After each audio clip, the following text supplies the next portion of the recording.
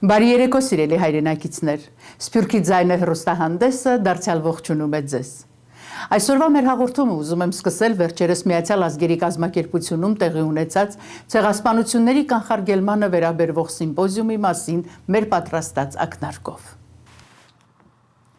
Last week at the United Nations headquarters took place an important multinational conference focused towards preventing genocide. The event was chaired by Dr. Ani Kalajian, President of the Association for Trauma Outreach and Prevention for the Studies on Stress and Genocide. The main subject of discussion, entitled Embracing Our Ancestral DNA, revolved around transforming genetically our belief systems to positive lessons and wisdom. The panel of distinguished guests included Dan Booth Cohen, PhD, a specialist of individual and family healing, who spoke about the importance of family support and acceptance during times of trauma and the importance of ancestral reconciliation and forgiveness. We're meeting today at the United Nations. We're having a symposium called Toward Preventing Genocide, Ancestral Healing. And what we're looking to do today is have a series of panel discussions and draw in the audience to get a sense of how genocide is not just an immediate incident, but it actually is something that has deep roots and goes back, has to do with people's relationships with their parents and their grandparents and their great-grandparents. And if it's understood in that context, there can be a new understanding and tools to help prevent future genocides.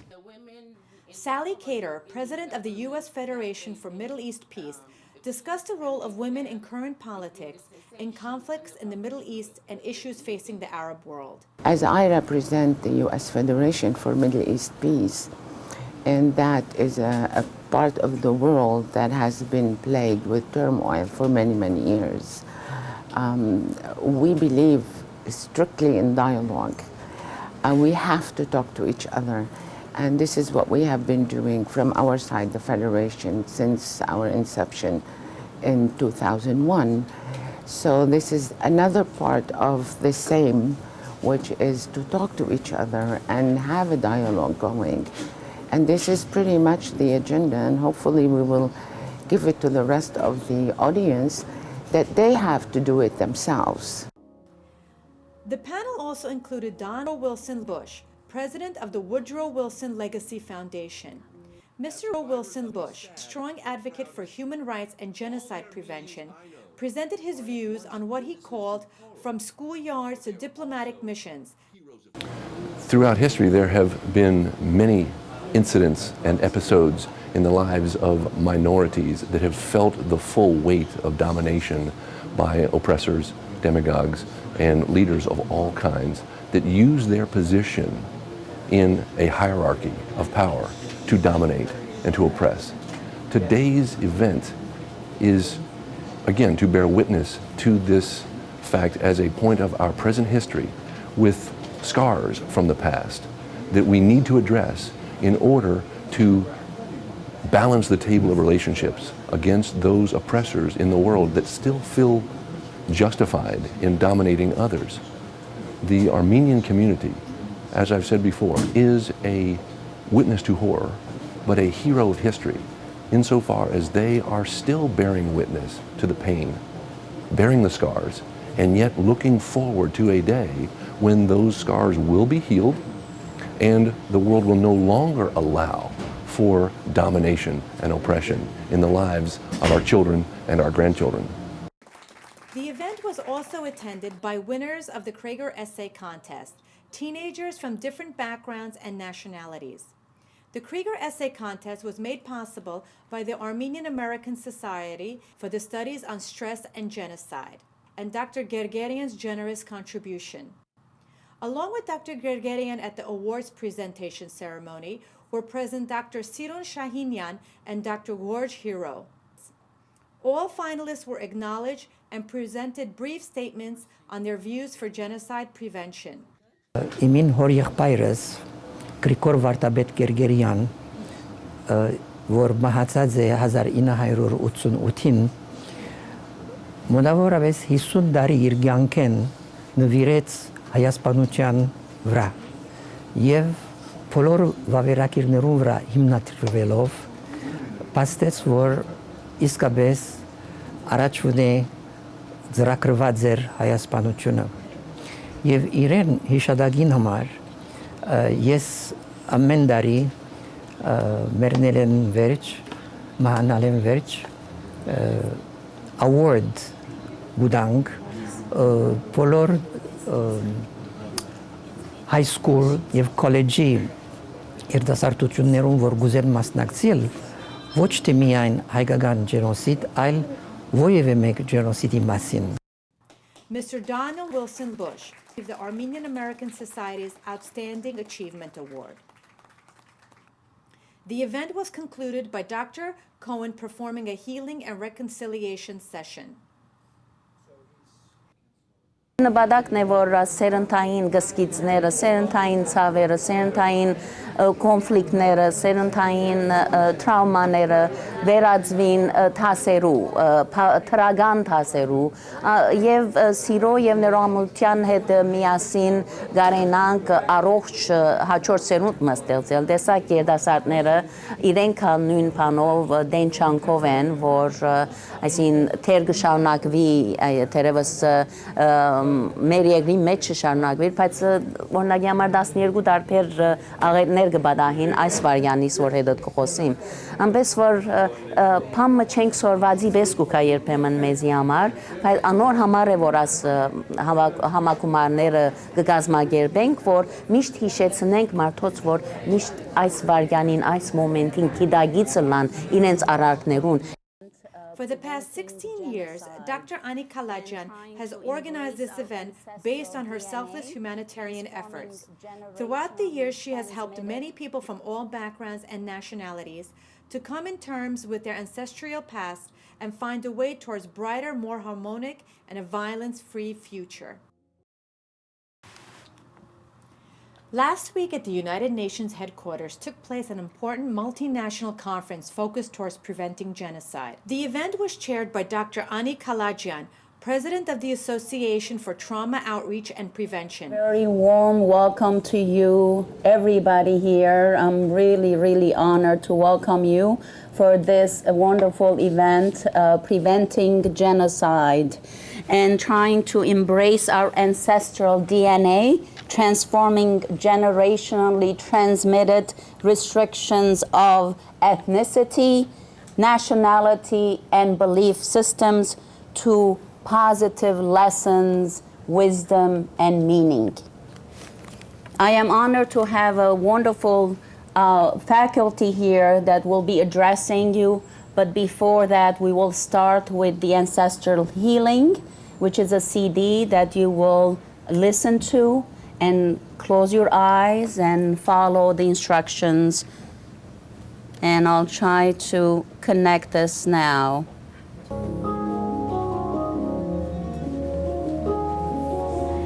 I need lights. I need the CD cover. I need the CD cover. From war to peace. Transforming generations.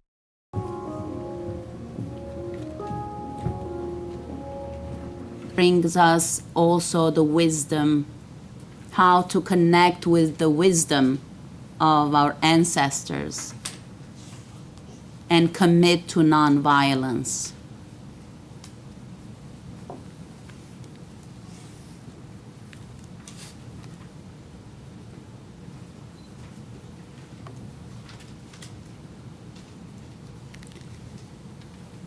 Today, as I mentioned earlier, we have an exceptional panelist speakers. I will mention the names, and later on, when it's time for them to present, I will introduce them further. Dr. Dan Booth Cohen to my far right, Ms. Salwa Sally Cater to my left, Mr. Donald Wilson Bush to my immediate right, and myself. And I wanted to quickly review the United Nations definition. The Convention of Genocide means any of the following acts committed with intent to destroy in whole or in part a national, ethnic, racial, or religious group as such, killing members of the group, causing serious bodily or mental harm to members of the group, deliberately inflicting on the group conditions of life calculated to bring about its physical destruction in the whole or in part, imposing measures intended to prevent births within the group, forcibly transferring children of the group to another group, and so on. April is the cruelest month. There are 4 genocides committed in April: the Ottoman Turkish genocide of Armenians, the Holocaust of the Jews, the Cambodian Holocaust, and Rwandan Holocaust. Let's keep it on that, please. Ottoman Turkish genocide starting from 1895 and ending with the birth of the new Turkish Republic. Estimated deaths between 1915 and 1918 only were 1.5 million, and there were additional million of Greeks, Assyrians, as well as other minorities, Christian nature. The Holocaust, which estimated casualties of almost 6 million people. Palestinian suffering that still continues, and I could not find the number since the beginning, but in the last 20 years, over 10,000 people. The Cambodian genocide, estimated 1.5 to 1.7 million people. Genocide of Rwanda, 1994, 800,000 people. And genocide of Darfur, we don't have clear numbers, but estimations are now 400,000 and still going. Bosnian genocide, estimated casualties 200,000, and I witnessed this mass graves in 2007 in Sarajevo. Our attacks of 9/11, World Trade Center, about 3,000 deaths. And my best friend, Hrantink, a journalist in Armenia,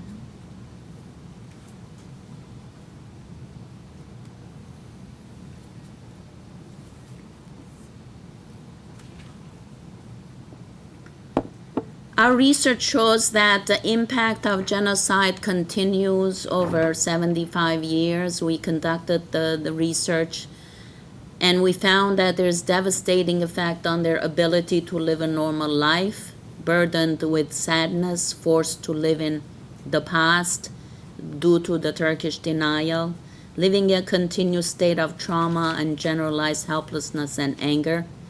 And our research also shows the impact on the second generation and third generation. And we offer conflict resolution models, forgiveness. We have several research studies that you may find in this book, Forgiveness and Reconciliation. We offer first to start with love.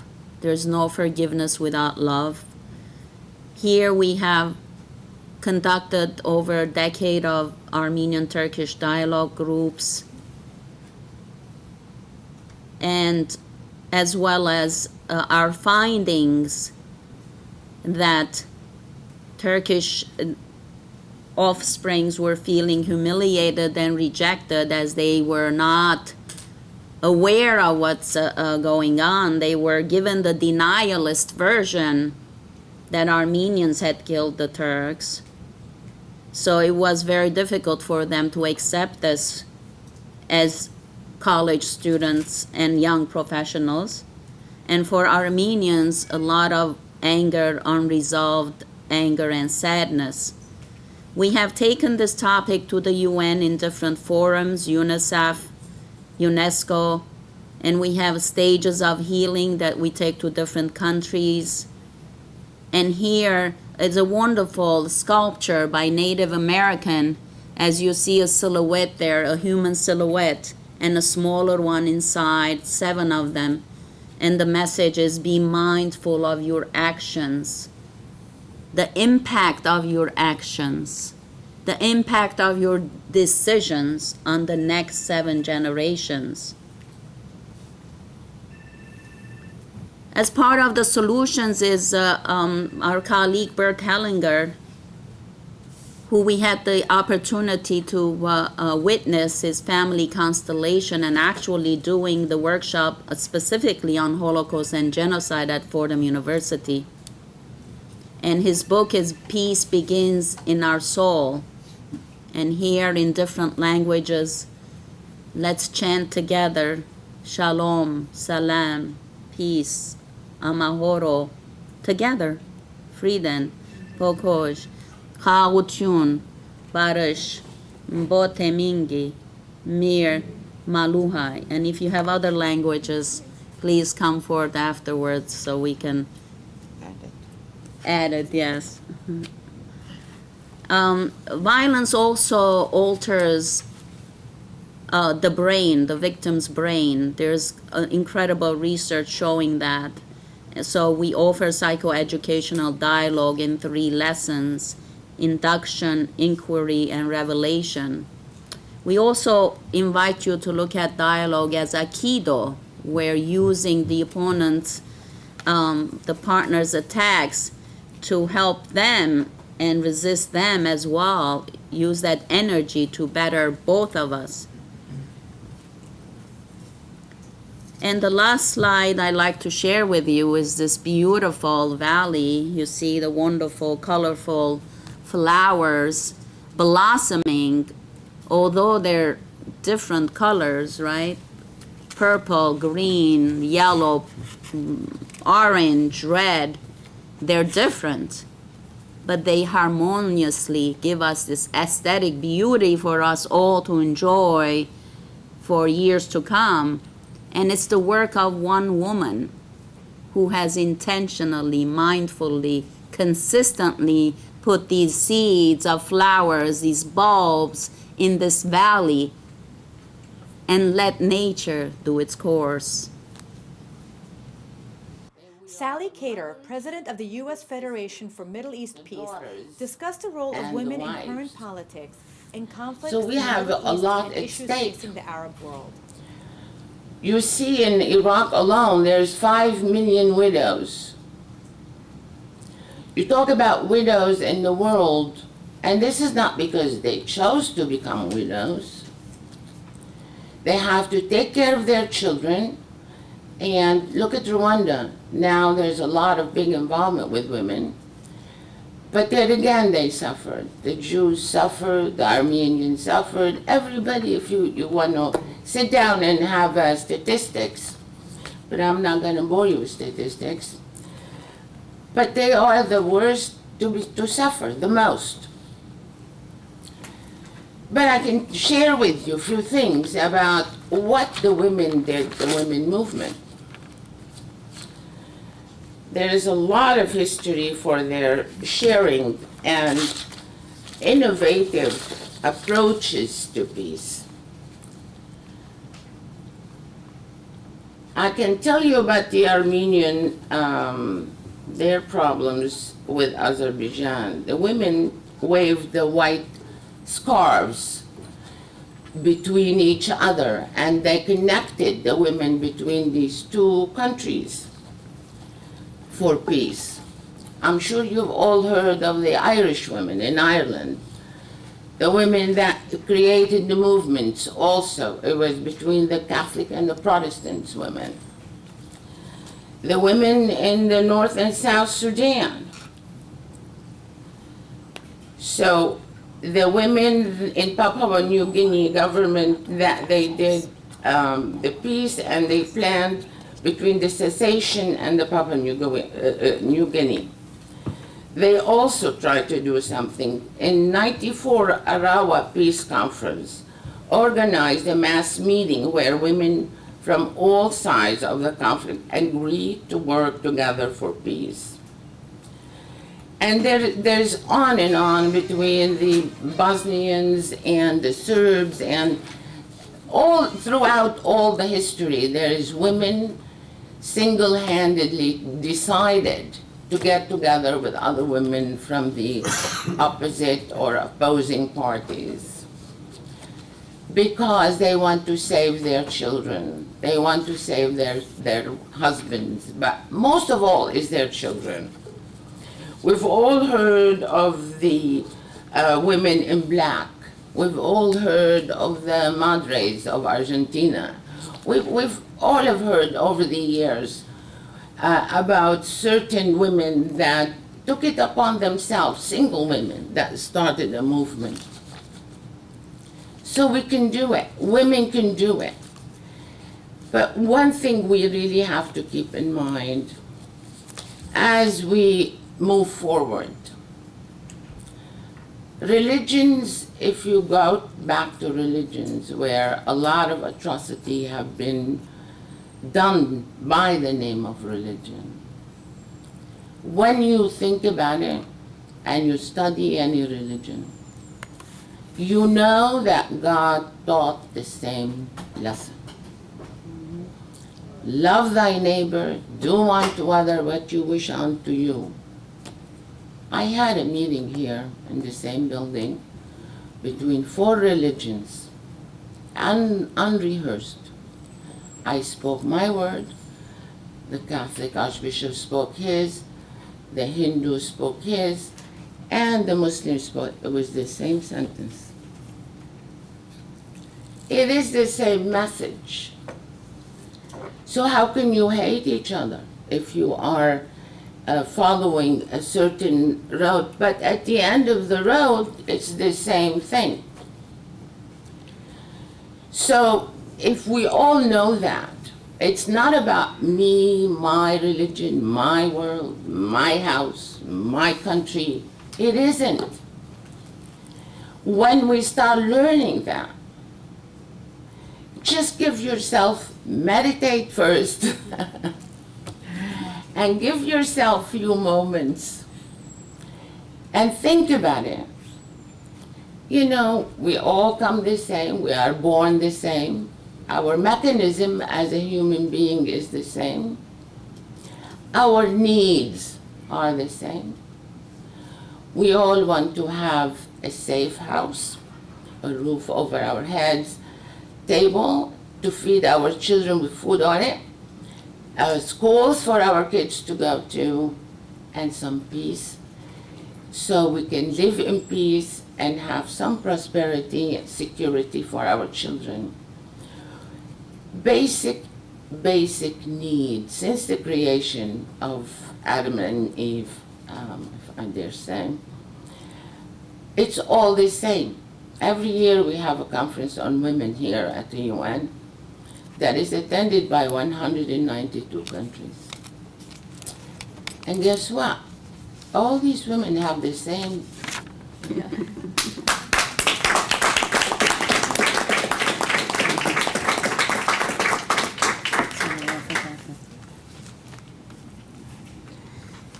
Well, thank you so much, Sally. That was really enlightening, reconfirming, especially mentioning the article Resolution 1325. I think it's a wonderful step towards a positive acknowledgement, the efforts that is needed between both genders. The work is very difficult, and we can help when we support one another. I'd like to now invite Dr. Edmund Gergerian, our Vice President, to introduce the Krieger Essay Contest. And after that, we will invite the students who are winners of the essay contest. And they will read the conclusion of the paper because we don't have enough time for the entire paper to be read. So, Dr. Gergerian.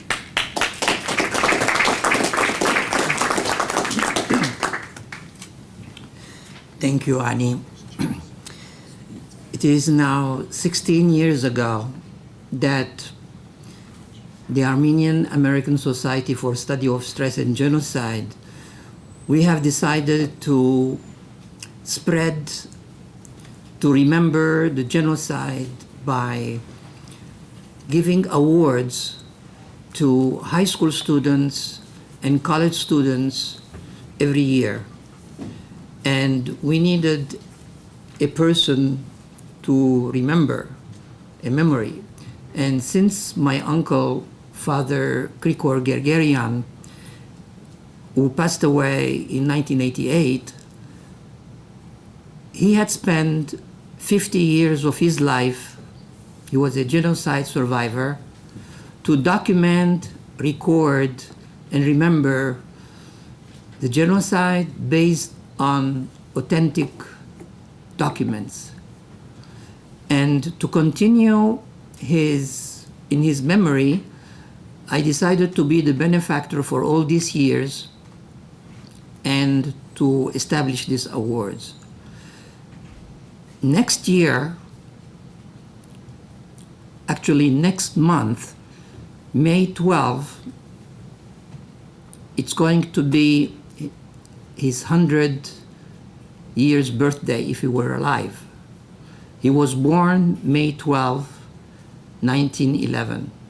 So to remember and celebrate that, I decided to increase the award from $500 to $1,000 for the centennial celebration of the award. His pen name is, since his name was Krikor Gergerian, Krieger, to abbreviate, was the benefactor for all these years and to establish these awards. Next year, actually next month, May 12, it's going to be his 100 years birthday if he were alive.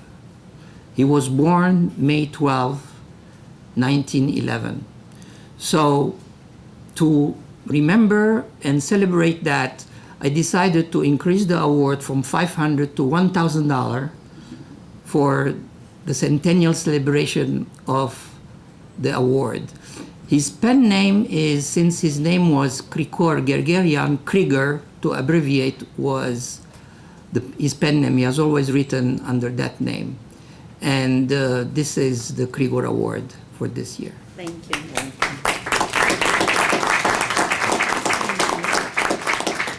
I also invite Dr. Sirun Shahinian and Dr. George Hero to come here so that they can help with the students' awards. The first award is to Lily Chen. Lily Chen, can you please come here?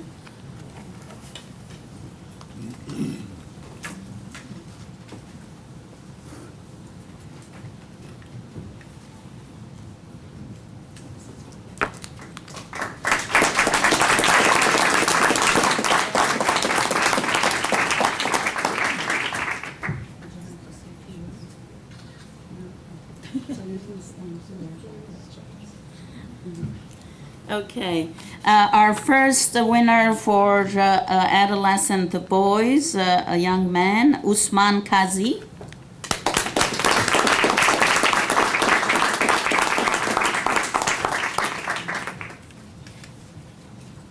There's money in the envelopes. So for those who haven't written before, maybe in the future can think about writing essays on what the legacy of genocide means to me. Usman, do you have your conclusion? Oh, yes. You need to read it. Okay, we'll wait for Usman. Would you like to sit here?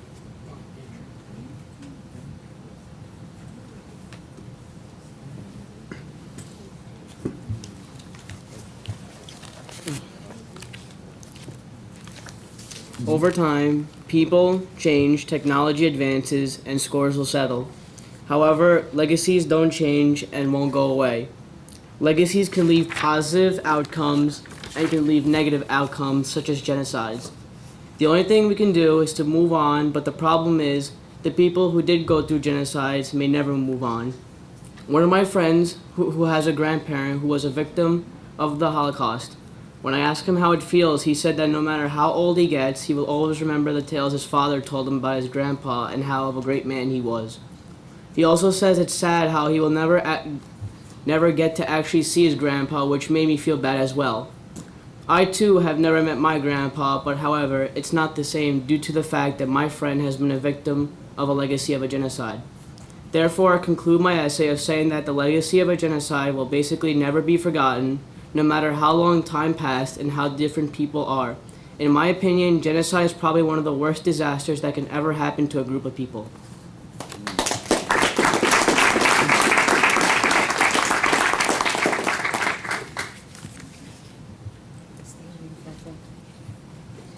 Our second place winner for adolescent young girls, Anissa Danelli. Anissa.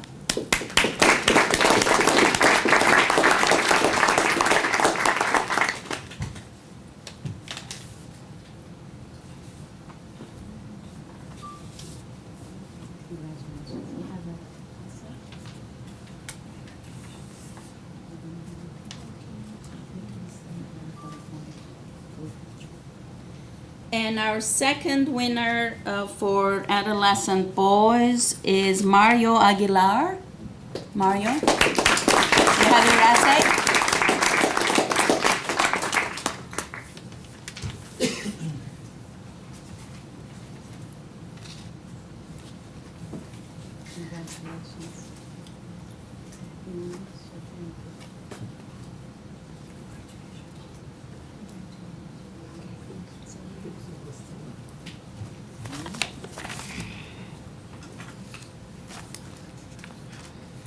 Genocide can be hurtful many times, however, positive results always emerge during the crisis. Now, if countries can take a closer step to helping those who suffered and make amends for their deeds, then peace can be forged again between those countries. The legacies of genocide and the occurring genocide in Tibet are very inspiring to me in the fact that some people will always take up the challenge to help others in trouble. These acts continue on today by various organizations and the people of these experiences. However, many countries do not want to admit their wrongdoings or pay homage to those they killed. Nations must recognize their mistakes and not be ashamed about these things and move on. The Armenian American Society for Studies on Stress and Genocide is one of the organizations that works towards this goal of recognition in the Armenian genocide. Not admitting to problems only makes the situation worse, and guilt often haunts you later and gets the best of you. It's gotta be now or never.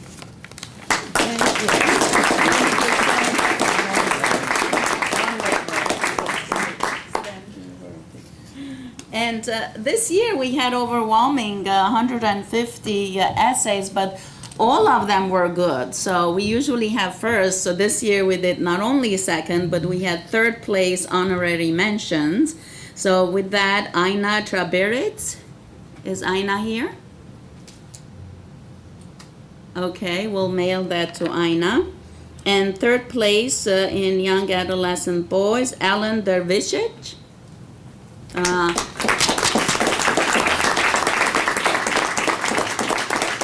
Dervishevich, right? Yes. Okay. Congratulations.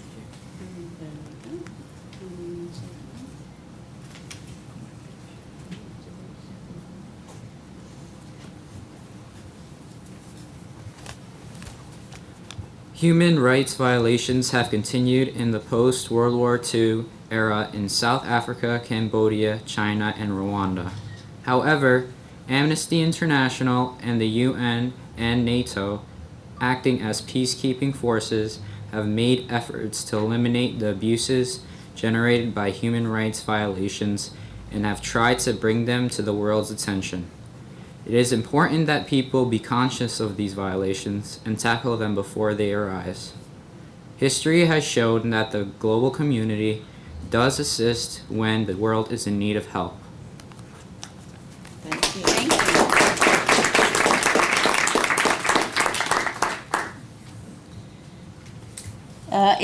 We have honorary mention for Kevin Hayes. Kevin Hayes, come on.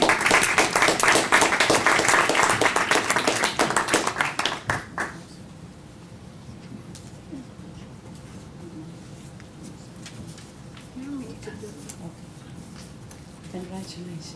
Thank you.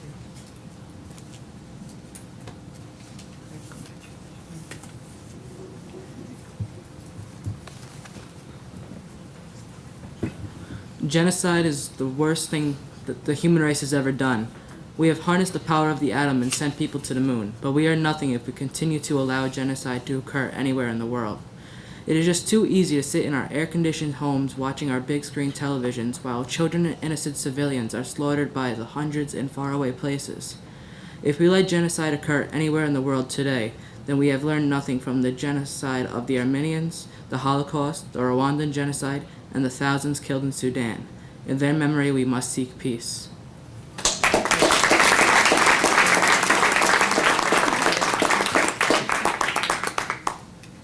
And we have our last honorary mention, Christina Najarian. Is Christina here?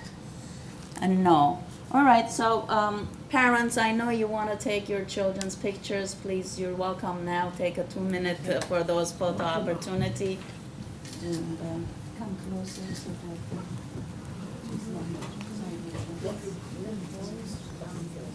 Do we have to do 2 levels, James? Yeah. Is it good? We walk around. Okay. I love it. I love it. I don't see the new one.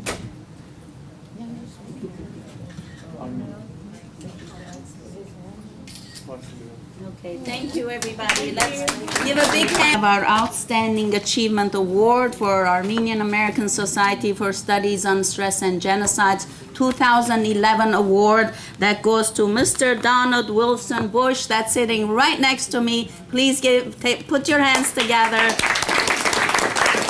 to congratulate.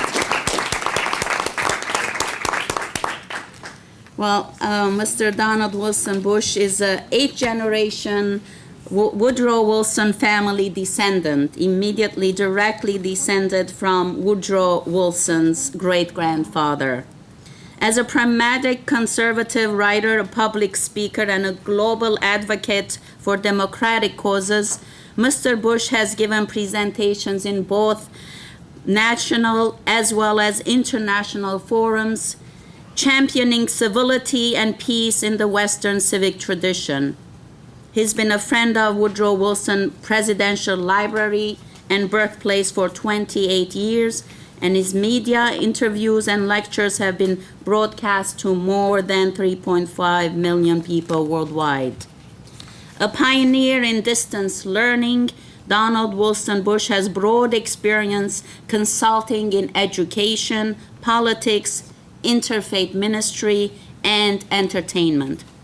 Prior to his involvement as a global advocate for democratic causes, Mr. Bush worked as a special assistant to Dr. Billy Graham, a director of curriculum development and distance education at Reformed Theological Seminary, a community resource consultant in the city of Alexandria, Virginia, a legislative clerk for Virginia State Senator Patsy Ticer, and a U.S. congressional campaign manager in Virginia's 5th District. I did not receive honorable mention for my essay, but if you will indulge me, I will read it in its entirety. Thank you.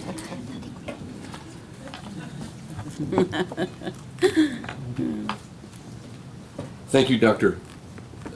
Ani Kalajian. And if Vice President Harry Millian were here, I would like to thank him as well for arranging all of this for me. This is a most interesting and surprisingly wonderful event. I did not know that I was going to take part in such a familiar and yet moving 3 hours. Thank you very much, Ani. I am deeply grateful for this honor to address you here today. Good afternoon, ladies and gentlemen, and my fellow panel members. My name is Donald Wilson Bush, and the title of my address is From the Schoolyard to Diplomatic Missions, It Takes Leadership to Stop Bullying.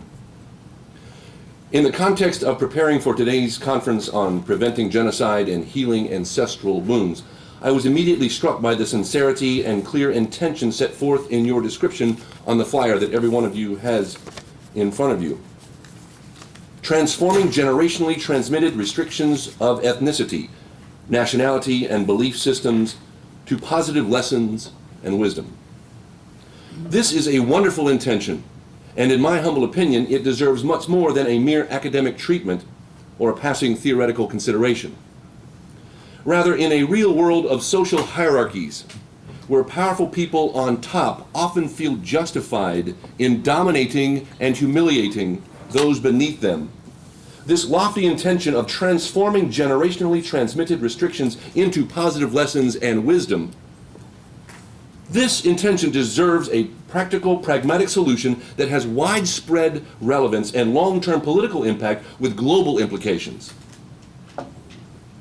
In the personal context of thousands, if not millions of people who are experiencing abusive reality of bad relationships right now, this means not only bearing witness to their plight, but it also means helping them to balance the table of relationships against their oppressors as a precondition to achieving both objectives of this conference, namely, preventing future genocide on the one hand, and healing of ancestral wounds caused by oppression and domination on the other. By drawing our attention to the bullying epidemic that is currently manifesting at all levels of society, I wish to put a personal face on this often abstract notion of domination and oppression. As the targets of numerous bullies over many years in our own lives, we too are witnesses to the injustices suffered by individuals and minority groups, from women and children sold into sex trade, to Armenians, Kurds, Cyprians, and Palestinians still denied access to their ancestral homelands. These people are the targets of dominating and oppressive behavior by bullies that have caused pain and traumatic scars that will take many years to heal. However, starting here today, in this room, with this conference, it is my sincere desire that we can join hands together to continue the shared process of changing our world culture to the extent that dominating and oppressive bullying behavior is no longer tolerated. And that leads to my argument for today's address. It is very simply this: a general irresponsibility and corruption of cultural leadership by powerful people at the top of any social hierarchy is always to blame for the domination of any person or group over another. And conversely, by answering the call for a new kind of cultural leadership as role models of civility and peace, we can balance the table of relationships against bullies and oppressors. And those of us in the middle and lower ranks of a dominating social hierarchy are, by clear scientific demonstration, as we just heard, we are the solution to this historical problem. Now, if you just missed my thesis, don't worry, I will repeat it in a moment. But out of sincere respect for the victims of the Armenian genocide and to all the members of their surviving families, and especially in light of the recent domination and bullying suffered by Turkish publisher Ragip Zarakolu and the Nobel Prize-winning Turkish author Orhan Pamuk, not to mention the public act of violence which claimed the life of their fellow Turkish citizen Hrant Dink, I am truly grateful for the freedom we enjoy in this great country and in this building, at the UN in particular, to meet peacefully and to make passionate public arguments with great convictions like I am doing today and like these young people did shortly. We do this without any fear of being legally, verbally, or physically attacked. Claimed the life of their fellow Turkish citizen Hrant Dink. I am truly grateful for the freedom we enjoy in this great country and in this building, at the UN in particular, to meet peacefully and to make passionate public arguments with great convictions like I am doing today and like these young people did shortly. We do this without any fear of being legally, verbally, or physically attacked. And I want to thank you again for your kind and generous invitation to address you on this very important subject. Now, as we begin this topic of bullying, I would like to draw your attention to the peaceful atmosphere that we are all experiencing here right now in this room together. Could this possibly be an illusion? Is it really truly peaceful in here? Or is there something ugly and violent lurking beneath the surface that we do not know about? I guess what I'm asking is this: am I really safe sitting here talking to you right now? And conversely, are you really safe sitting out there listening to my speech? What if, by chance, I say something that is provocative or unacceptable to you or to the person sitting next to you? Can I be certain that no one in this room will take personal offense at something I say and suddenly want to attack me for saying it? Can you be certain that the person sitting next to you, or perhaps the person sitting behind you, is not mentally imbalanced and at the same time is carrying a deadly weapon and is ready and willing to use it? When I was 12 years old, growing up in the quiet heartland of Central Virginia, long before the gruesome Virginia Tech massacre, I would have said to you, no way, that's impossible. That kind of violent, aggressive, dominating behavior does not happen in America, and certainly not in Virginia. It might happen on the streets of Istanbul, where Hrant Dink was murdered in cold blood, but it does not happen here. But after what happened in Tucson, Arizona in January, at a public gathering not much different than this, where 6 innocent people were killed and half a dozen others were shot and seriously wounded, including a United States Congresswoman, I can assure you that I will never feel entirely safe speaking in public again. As a consequence of this natural sense of uncertainty, I am going to do what everyone should think about doing before presenting personal opinions in public. I am going to moderate my tone. I'm going to speak slowly so that I am easily understood, and I will choose the next words that come out of my mouth very carefully.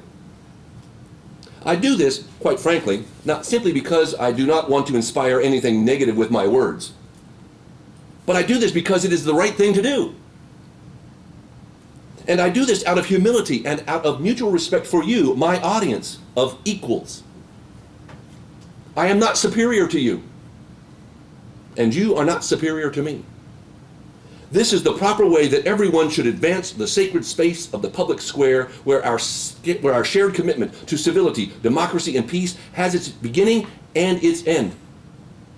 In other words, our freedom of speech also comes with responsibilities to use it wisely and with appropriate restraint. After this tragic event that we all witnessed as a nation and as citizens of the world, I am reminded of the advice that my maternal grandfather, Charles Wilson McMakin, gave to me the first time I was paid to speak in public. Do not dominate your audience, he said. Show them equal deference and be humble.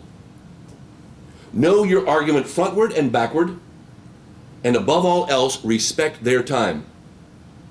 Be good, he said. Be good, be brief, and be gone. Indeed, what should we do as innocent bystanders when powerful people try to dominate others and when the words they use in public are not good? What should innocent bystanders like us do when persistent actions and words uttered in public by aggressive personalities are not brief? And what should we do when loud, aggressive people start bullying others with words and actions that lead to injustice, violence, and yes, even death and genocide?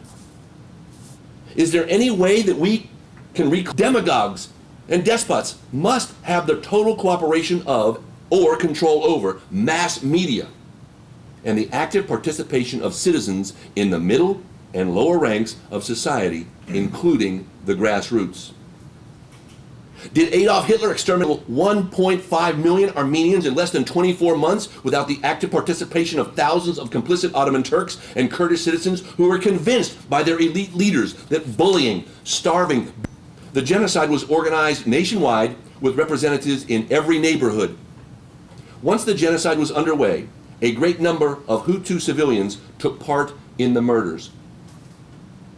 As UCLA physiologist Jared Diamond reports in one of his spellbinding books, I quote, "While the killings were organized by the extremist Hutu government and largely carried out by Hutu civilians, institutions, and outsiders from whom one might have expected better behavior, these groups paved an important permissive role by their silence." I rest my case. Powerful people at the top of any social hierarchy can wage neither peace nor war without the popular participation of people populating the middle and lower ranks of the same social order. And in a free society like ours, this is exactly where we find the bullying problem is growing at such a rapid pace. At the middle and lower levels of society, where we also have the freedom to stand up and to demand that it stop. But as I said earlier, the intention of this conference calls for something more than just good arguments. Rather, as stated in the title of this speech, it takes leadership to stop bullying. And the noble intention of this conference requires action on every one of our parts. Standing here, I have been inspired by your participation to do the right thing right now. Therefore, I propose that we stand up with these two men that I mentioned earlier, who are presently being bullied by the Turkish government simply because they are bold enough to publicly present their personal opinions about the historical truth of the Armenian genocide. And I would ask you to thoughtfully consider joining with the Woodrow Wilson Legacy Foundation to help pay for the legal fees and the fines that have been levied against these two heroes of justice and truth by Turkish leaders who want to dominate them and force them to be quiet. In the context of healing the ancestral wounds caused by a genocide that most certainly happened on their soil, Turkish leaders are faced with a wonderful opportunity right now to show the emerging Middle East and the world how positive, peaceful leadership can stop bullying. Unfortunately, as long as Turkey continues its efforts to conceal its guilt concerning the Armenian genocide, it has the exact opposite effect and makes the current generation of Turks complicit in the original atrocities committed by the Ottomans 100 years ago. This is both unhealthy and unfair to everyone. Turkey needs to acknowledge its history and allow the healing process to finally commence. In conclusion, let me say what a privilege it has been to watch the Armenian community up close and personal, as they say, for the better part of the last 13 years. Although as a Scots, Irish, German, English, American, I am really an Odar. My wife tells all her friends that I am truly ABC, Armenian by choice. What she means by this is to say that I hold the Armenian people in the highest regard for their tireless efforts to promote peace and civility at the grassroots of every society to which they have traveled, settled, and made their new homes. With the exception of a few bad apples that have nevertheless given into the violent impulse for revenge, the Armenian people, as a whole, have provided us with the perfect prescription for... What she means by this is to say that I hold the Armenian people in the highest regard for their tireless efforts to promote peace and civility at the grassroots of every society to which they have traveled, settled, and made their new homes. With the exception of a few bad apples that have nevertheless given into the violent impulse for revenge, the Armenian people, as a whole, have provided us with the perfect prescription for addressing the bullying problem in America and around the world. Following their relentless example of optimism, civility, and always hope, we can all stand up with Armenians as role models, leaders, and heroes, and speak out every time we see anyone using language or physical means to bully and dominate another person. As survivors of a sad but proud history, all the Armenians I know are at once witnesses to horror, but they are also heroes of peace, adding immeasurable value to the unfolding chapters of a new world order that Woodrow Wilson envisioned well ahead of those in his time who could ever help bring it to pass. This new generation of young Armenians is uniquely positioned, along with these essay award winners right here. They are uniquely positioned to lead a millennial cast of young Turks, Kurds, Cyprians, Greeks, Muslims, and Jews in the formation of a grand concert of witnesses to write the new music of peace that can, and I believe, will change the world.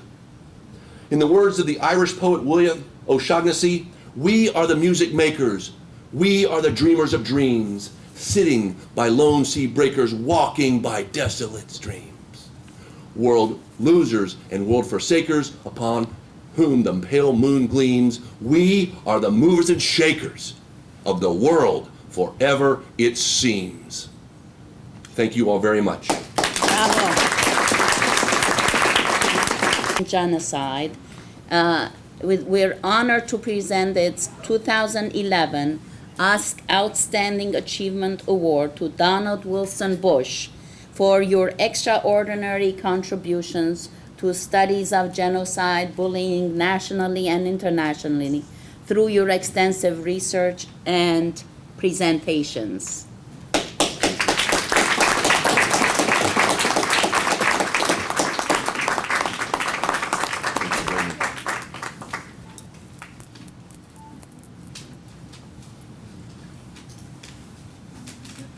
Thank you all very much. The event was concluded by Dr. Cohen performing a healing and reconciliation session. Not for now. You don't have a chance.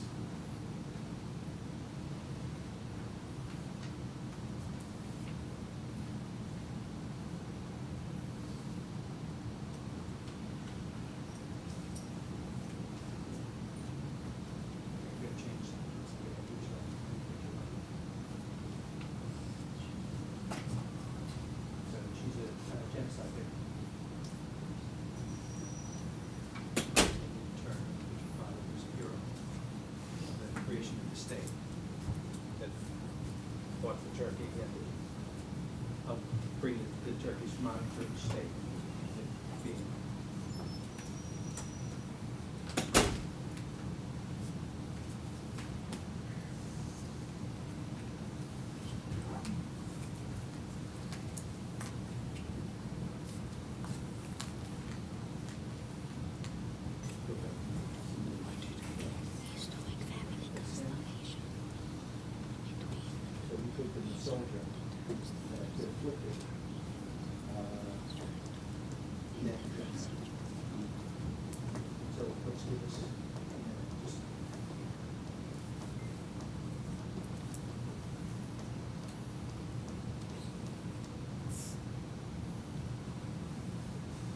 Okay.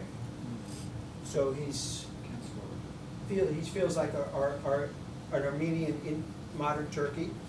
He has a lot of anger.